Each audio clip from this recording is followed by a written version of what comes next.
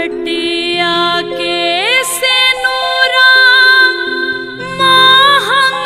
भइले बाबा चुनरी भइलन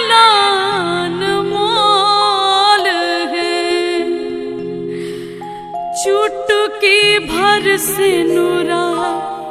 के कारण ये बाबा